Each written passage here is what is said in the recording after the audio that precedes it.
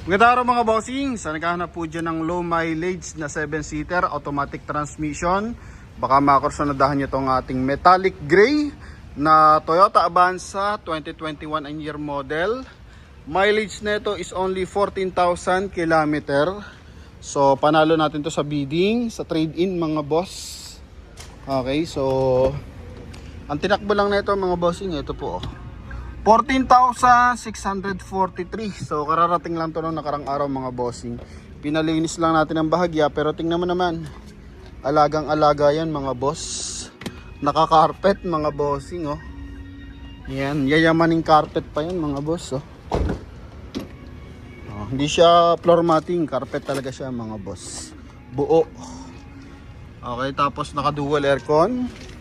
Ito yung likod niyan mga bossing. Mga gulong, naka Dunlop tires. E-variant to. So ito po yung 1.3 liters na gasoline engine.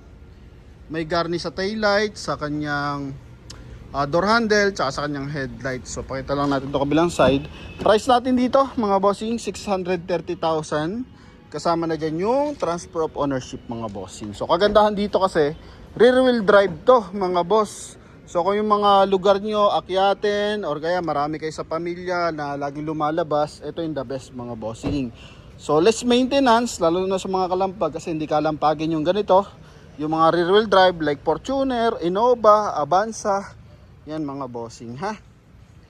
Kaya kung interesado ka dito, so pakita ko lang sa inyo kung ano meron dito mga boss. May mga minor scratches or mga konting concern para dito sa unit nito, pero kung ang prior nyong hinahanap is may sa makina, transmission, aircon, walang kalampag, so eto na yun mga bossing ko. Ano? So tanging pintura lang naman ang malalait natin dito kasi nga syempre second hand unit pa rin to mga boss. Ano? Yan. So dito muna tayo sa ating headlight. So puti na yung ilaw niyan mga bossing. LED na yan. Okay. Tapos yung kanyang hood mga bossing, eto. May mga konting discoloration, gasgas ng bahagya mga bossing. Kasi ilang taon na rin mga boss, 5 years na rin, di ba? Pero tingnan mo naman yung kisig ng sasakyan natin. Tapos sa lower part ng bumper, yan, may mga ganyan lang mga bossing. Konting ano lang, mga discoloration mga boss. Okay, pero sa loob mga bossing, maayos ang mga panel yan. Walang mga putol, walang mga dent sa loob yan mga boss. Ito yung side. Maganda dyan, medyo mataas ang ground clearance yan mga bossing ha. Tapos gulong natin, lahat po yan is Dunlop. Tapos R14 mga bossing. Okay, naka-mags na. Ito yung likod niyan mga bossing ha. Ang series nito 2021 mga bossing oh. 85% tread life pa mga boss. Sobrang kakapal pa talaga. Yan oh, may mga himulmul pa nga mga bossing. So it means hindi talaga siya masyadong napagagagamit mga boss, no? Yan, yun yung garnish niya. Tapos naka-sharp antenna, may rain visor. Okay, so punta tayo sa kanya interior. Dalo available natin susi nito. So power window. Yan, magkabilaan. Ito mga boss. Sa ating steering wheel mga bossing, oh. 'Di ba? So possible nilagyan lang to ng cover. Pero titingnan mo naman oh, may guhit pa mga boss. 'Di ba? Yan. Tapos power adjust yung side mirror na ito. Yan mga bossing. Magkabilaan yan. Tapos naka dual airbag tayo. Airbag sa dashboard, airbag dito sa ating steering wheel. Yan, touchscreen yung ating head unit. Naka automatic climate control na rin siya. Ito yung ating ceiling mga bossing, napakalinis. Tapos may nilagay pa siyang ganito mga bossing oh. Para pag naka-park o kaya pag masyado mainit, pwede niyan lagyan ng tint for privacy mga bossing.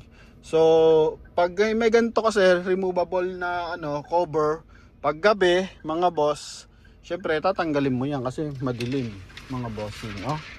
Yan, so ganyan ang pagkakagamit diyan mga bossing ko. Okay, yan. So kung gusto mo naka-park, di kita yung loob, or habang nagta-travel ka, medyo madilim ng konti, yan, pwede yan mga boss. Okay. Tapos central locking. Okay, all goods. Napakalinis naman ng mga dashboard natin mga bossing ko. Tanggalin natin para makita na mas maigi. Yan o. Walang basag ang dashboard yan mga boss ha. Walang ilaw sa ating cluster.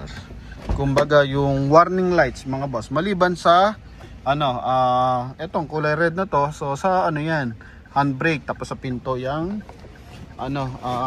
kabila. Sa upuan mga boss, napakatitigas pa ng mga mga bossing. Yan. Ito yung ceiling niyan.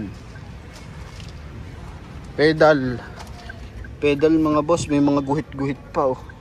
'Di ba? Second row natin, oh.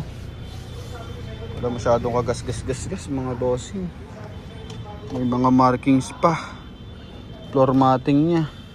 Ganda ng floor matting niya, kapit talaga. Ceiling. Yan. Mga window natin, original lahat mga boss. Yung likod. Wala masyadong add-on accessories. Ito lang. Yung garnish. Hanggang dulo, alagang-alaga oh. Flooring.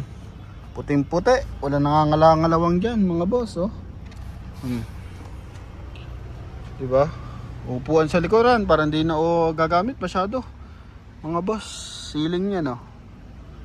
All goods, pang hydraulic assist, all goods. Dito rin.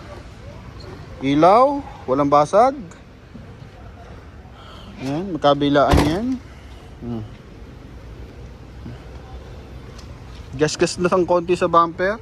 Yan, mga ganyan lang. So normal naman na yan mga bossing.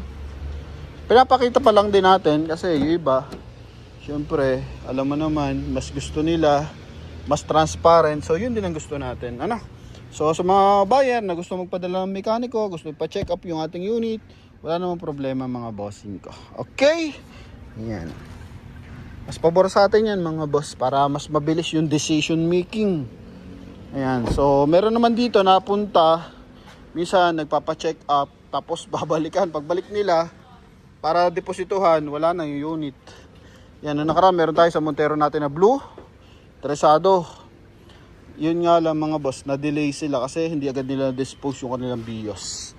Ito, pakita lang natin. Minor lang yun mga bossing ha. Kaya sa mga buyer natin, kung gusto nyo yung unit, talagang nyo agad, puntahan nyo agad mga bossing ko ha. Yan, then may mga buyer naman tayong nagbabayad din. Kahit di pa nila nakikita yung sasakyan, buong tiwala, o kaya minsan nagpapadala ng mekaniko for approval. So walang problema, ina-accept din naman natin yan mga boss. Okay? Yan. So may mga ganun tayong buyer mga bossing ko na fully satisfied sa ating serbisyo. Kaya hindi tayo sumisira sa mga ganung bagay mga bossing. Paghahatid lang ng magandang serbisyo, pakita lang natin yung transparency na isang sasakyan. Yan mga boss. Okay, so eto, declare lang natin. Open ko lang yung kanyang engine bay para mas makisig. Check natin yung busina. Sa aircon walang problema mga bossing. Uy, naka-upgrade yung kanyang busina mga boss. Shout out sa ating mga idol. Huwag ka na magkarwas, uulan dol. Oh, di ba? Nagugulat sa busina natin eh. Lahat ng ating window wala mga basag mga bossing ko ha. Ito ang engine bay. So pinaka-importante sa lahat mga bossing, wala mga tagas. Yan, no? Wala mga tagas yan mga bossing ko. Hanggang ilalim po yan. Full of markings pa yan.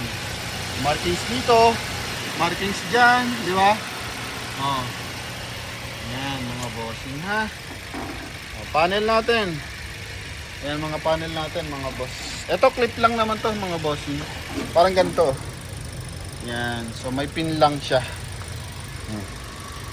Battery natin is Motolite Gold. Kabilang side tayo. May markings pa yan mga bossing. Nakita yung tornilyo. May markings pa. Kabilaan. Walang tagas. Yung may mga pula-pulang yan. Markings pa yan mga bossing ko. Dito sinilip ko na rin yan mga boss. Yan, all goods. Yan. Wala man siya mga UP-UPing panel dyan. Pati rito mga boss. Okay. Dito rin. Sa kabilang side na to. Pati sa mga bossing, sa steering, walang mga tagas po yan. Tingnan nyo naman, nag-automatic naman yung aircon niya. Pakinggan natin. So timing chain to na rear wheel drive. Kaya nakabalagbag yung makina na ito mga boss. Sa hood natin, ito. Yan yung hood niya mga boss. Ito yung makina. 1.3 mga bossing. Na 4 cylinder. Alam naman natin, sobra katipid ng Avanza, sobra katibay pa mga boss. Kaya sa mga naghahanap dyan ng 7-seater na talagang pangmatagalan mga boss, mura sa pyesa, eto na. So nakaraan di tayo nag-o-offer ng financing mga boss. Talaga naman, ang dami nagpapaliwanag sa akin about sa financing ng mga buyer na gusto nilang mag-loan. So for now, yan, nag-accept na ako ng financing pero ino-orient ko ng maigi yung mga gustong mag-loan mga boss. Hindi ito panandalian lang or kumbaga kailangan medyo may leeway ka sa pagbabayad. Hindi tayo tulad ng iba na basta may pang down, papayagan na. So tayo mga bossing, in-orient natin, dinidiscuss natin na maayos sa buyer yung about sa financing, yung interest niyan, yung pagbabayad niyan, dapat consistent mga boss. Yan, so ganyan tayo magbigay ng importansya sa customer. Kasi syempre, kahit financing or cash yan, pinaghihirapan mo pa rin yung ibabayad yan. So kaya tayo bibili ng sasakyan para makuha natin yung ating dream car. So pag dream car, masarap sa kalooban yan. So, pag sumakit ang ulo mo dyan sa monthly, hindi dream car yan. Headache yan mga boss. Okay? Yan, hoping maunawaan and maraming salamat sa ating mga buyer. So, meron tayo for release, Toyota Hilux, papunta ng Batangas. Totally, may deposit na. Kinaklaro ko na lang mga bossing yung papers. Kasi may medyo magulo ngayon sa processing ng LTO. May mga Stradcom, LTMS, meron mga na-transfer na yung ownership. Pero sa system, hindi pa updated. So, kinaklaro lang natin mga bossing. So, nangyayari naman yan dahil nga sa pagda-down ng system, pagpapalit ng LTMS Stradcom mga bossing. Ang mahalaga, maklaro natin na walang kumbaga hindi nakaloan yung sasakyan mga boss. Okay? Tapos yung ating Fortuner patungo ng General Santos City. Yung gasolina, yung bilag natin last time mga bossing ko. Okay, so eto kaya ang ating unit na to. Saan kaya ito mapupunta mga boss? Yan, so hoping makursunadahan nyo to. And if ever na pasok to sa inyong budget mga boss, pwede na kayong tumawag sa ating contact number na nasa screen. Connected po yun ng Viber and WhatsApp mga bossing. So check ko lang yung mga wifi niya mga bossing ha. At least ano na tayo, klarado. Yan.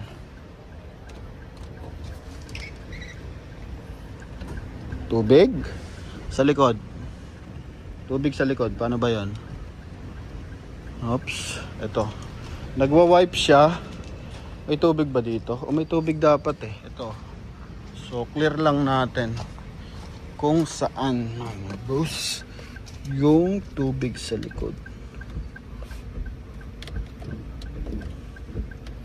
Pag gano'n na tubig. Ayun pala. Paangat dito sa harap. Pababa sa likod. Oh, kita nyo yan. Napuskat-puskat. Yan mga bossing. Sa harap, dito rin yan. Napuskat-puskat din yan.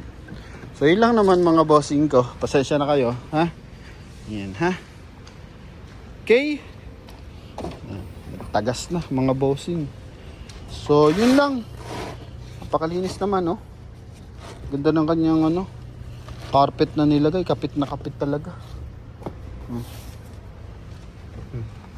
Then jack nito nandito yan mga boss. Ito yung jack niya Ito yung kulay yellow. Tools mga bossing. Diba pag Avanza, BIOS, dyan nakalagay yung mga tools natin.